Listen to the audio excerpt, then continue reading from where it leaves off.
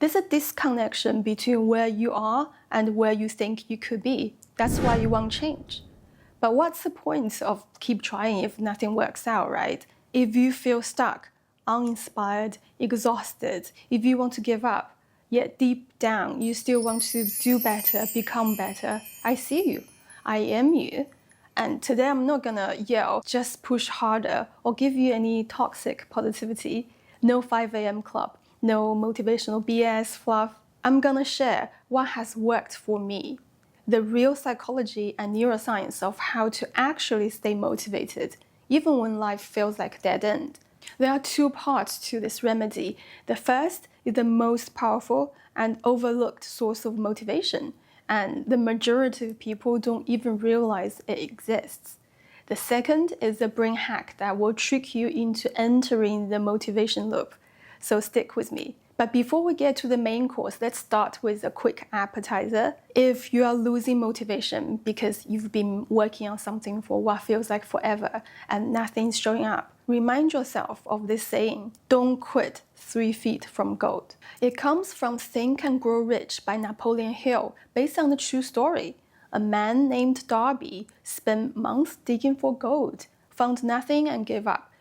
He sold his equipment, and that new owner found out that just 3 feet from where Darby quit was one of the richest gold veins ever found. You know, most people quit right before the results show, but it's always darkest before dawn, and your breakthrough might really be a lot closer than it looks. But to keep going, especially when you are burned out or overwhelmed, you need something deeper than reminders or hacks.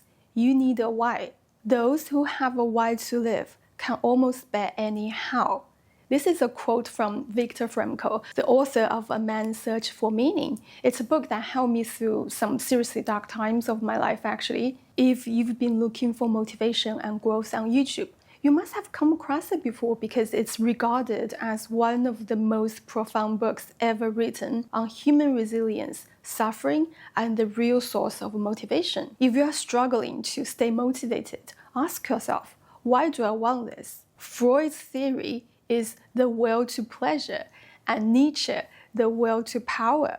But Frankl, being a Holocaust survivor, challenged both of them by saying, we are ultimately motivated by the will to meaning. It's a deep inner drive to find a purpose in life, especially in suffering. Suffering is inevitable, but it's not pointless if we find meaning in it. Suffering can become endurable and even transformational. I'm not trying to sound poetic here, but it's actually neuroscience. Let's get technical for just a little bit.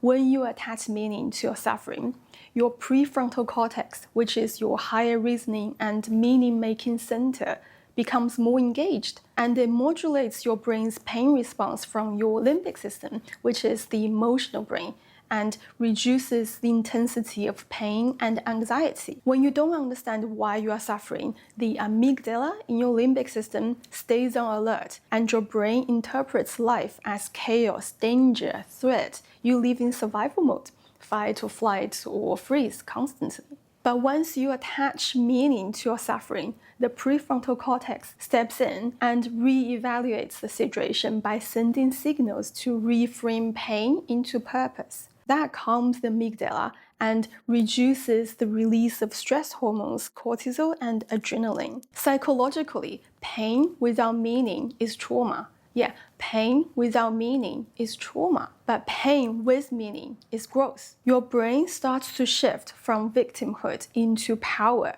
Like Frankl wrote, when we are no longer able to change a situation, we are challenged to change ourselves. You know, when there's a pandemic, war, recession, earthquake, flood, fire, wildfire, you're unable to change the situation and you're stuck there with your darkest thoughts. The only thing you can do is to change yourself. Others can take away your belongings, your physical freedom, but one thing no one can ever take away from you is your attitude towards everything that happens. This cognitive reframing lights up areas of the brain linked to resilience and dopamine. So even in your darkest moments, meaning can spark motivation.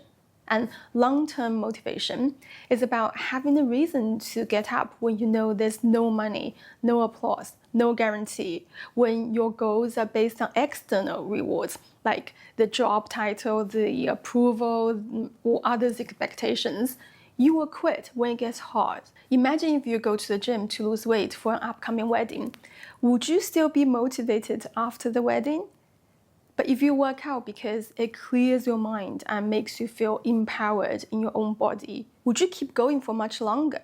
And if you start a business to become rich and prove people wrong, is it different to when you start a business to solve a problem you deeply care about that leaves a legacy? Let's be honest, even if your goal is just to get rich, you'd still tell people your business is to solve the problems that you care about, right? Because you know people will see your business as much more trustworthy and long-lasting. So if your goals are connected to something deeply meaningful, like creating a better life for your family or your community, reclaiming your power after trauma, breaking the generational curse, growing your soul, not just your status, you will enjoy the process, even if it hurts. It's not willpower, it's soul power. It's when motivation becomes identity and identity doesn't quit. Okay, now let's talk about what they don't teach you in school. Your brain doesn't care if you are successful. It cares if you are safe. If you want to motivate yourself, you need to trick your brain. And I'll show you how. So your brain's number one job is to keep you alive with minimal energy. That's why change is so hard, because it feels dangerous to your caveman brain. Unfamiliar means death to our ancestors. We're all wired for comfort, predictability, and energy conservation. Resistance to change is natural and not personal failure or karma in your set fate. When you understand this, you are no longer fighting yourself. You are negotiating with biology. And here's a trick. First thing you do, stop waiting to feel motivated. Motivation doesn't come before action. It's a byproduct of it. You create momentum by acting first. Action leads to momentum, leads to motivation, then more action. The dopamine loop is a game changer once you understand it. It's not just a buzzword. It explains why we do what we do, how we form habits, and how to hack motivation from the inside out. What most people get wrong about dopamine is that it's not a reward chemical. It's actually the anticipation chemical, which means you don't get dopamine after you achieve something. You get it when your brain senses, if I do this, something good might happen. So the dopamine loop works like this. You take a small action. For instance, you work out for 5 minutes.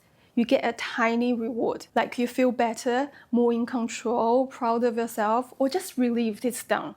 Your brain releases dopamine, not because of the result that you now have a snatch waist, but because it associates that action with a potential reward. And now your brain wants to do it again. You've planted the seed of desire, and that is motivation. And you take the action again. The cycle repeats. This becomes a loop, a habit, and a habit doesn't feel like hard work. But if you want to feel motivated before you act, you break the loop before it starts. No action means no reward, no dopamine, no motivation. That's why you feel stuck. You're outside the loop. And how do you enter the loop? Especially when you are already burned out. Shrink the action.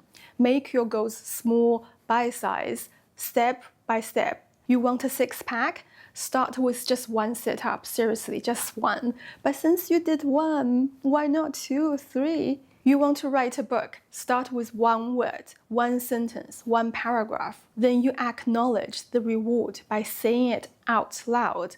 That feels good. You need to say it and feel it because your brain needs to register the achievement. Then you repeat. Repetition is what tells your brain, this is safe, this is rewarding, do it again. The key here is to create the pattern. Your brain is wired to pursue what feels good and possible. If your goal feels vague, massive, or hopeless, your dopamine stays asleep.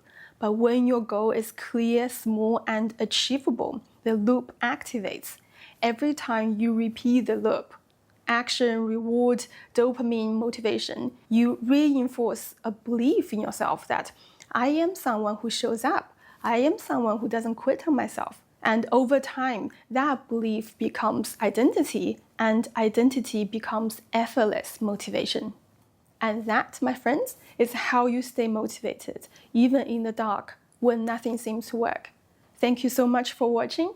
My name's Mercy, and I am a 42-year-old corporate executive. I recently started this YouTube channel to share emotional intelligence for healing, growth, and transformation based on my personal experience. If you find this video helpful, please hit the like button or leave a comment below. I'd really love to hear from you.